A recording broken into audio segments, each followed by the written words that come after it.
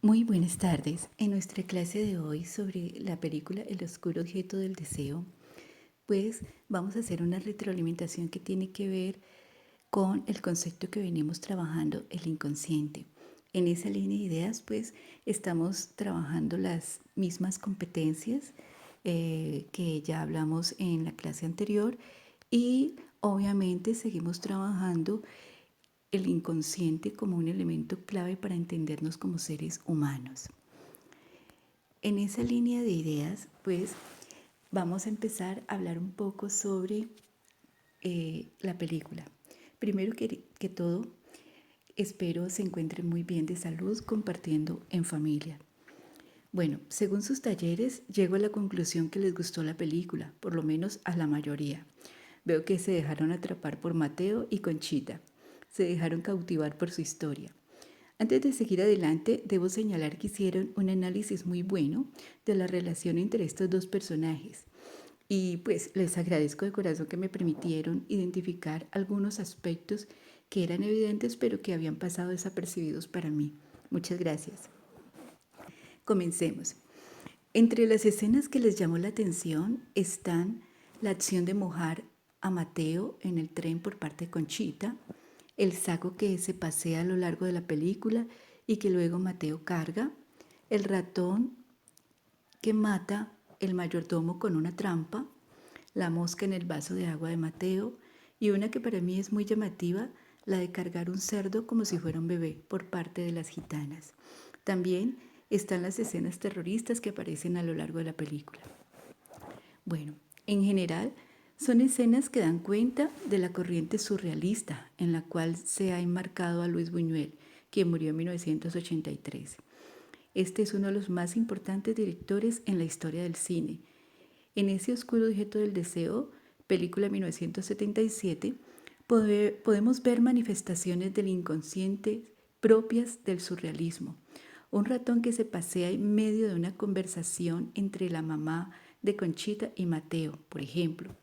Un bicho que vuela en medio de la conversación de Mateo con el primo y termina en el vaso de agua de Mateo. Y un cerdo tratado como si fuera un bebé que recorre las calles. Son escenas inesperadas que tienen como personajes centrales animales que socialmente se asocian con lo sucio, con lo despreciable y saltan a escenas sociales cotidianas. Si asumimos que el surrealismo es movimiento que rompe con los marcos de la conciencia, que visibiliza las manifestaciones del inconsciente, estas escenas cobran sentido. Sin embargo, recordemos que Conchita ve el sexo como algo desagradable. Detengámonos en la escena del costal, que se pasea desde el principio y hasta el final en la película. Es un adminículo sobre el cual el mayordomo nos ha dado una clave. Para él, la mujer significa un costal de mierda.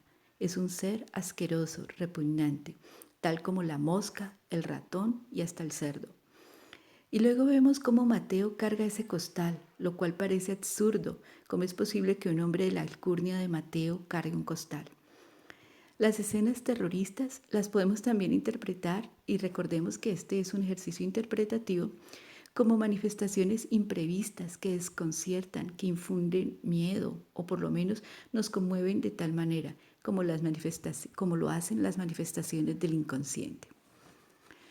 El título, ese oscuro objeto del deseo, pues digamos algo. Veamos, en nuestra cultura occidental el sexo es visto por diversas personas como algo sucio, que hay que ocultar. De hecho, el acto sexual entre un hombre y una mujer pertenece al mundo de lo privado. En la relación de Conchita y Mateo conocemos que ella es virgen, que tiene un nombre cuyo significado nos remite al acto de engendrar. Y recordemos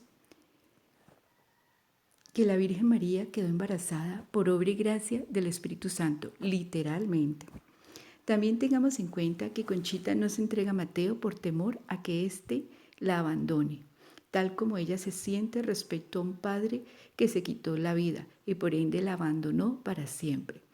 También recordemos lo que piensa la madre de Conchita sobre los hombres y también tengamos en cuenta el valor de la virginidad hace unos años. Como ustedes muy pertinentemente lo plantearon en sus análisis, Conchita no logra superar el abandono de su padre y sostiene una relación con un hombre mayor que puede ser su padre. Al respecto, hay una escena en la que ella le grita en primer lugar a Mateo que él no es su padre y posteriormente que no es su amante. Ello nos permite afirmar que efectivamente para Conchita, Mateo es un sustituto de su padre. Vemos los caminos ocultos del inconsciente. Algo del pasado reprimido surge en el presente y se conecta con el futuro de un modo incomprensible para la conciencia. Conchita realiza su deseo de tener un padre para sí y con el cual no va a tener sexo, ya que Mateo ocupa el lugar del padre. Sentimiento de culpa, o por lo que ella esgrime, y es que no va a permitir que la abandone nuevamente, y lo mejor es que lo logra, realiza su deseo.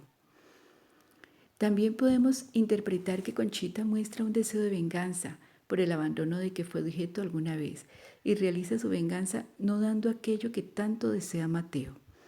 Vemos cómo se ejecuta el complejo de repetición respecto a Conchita.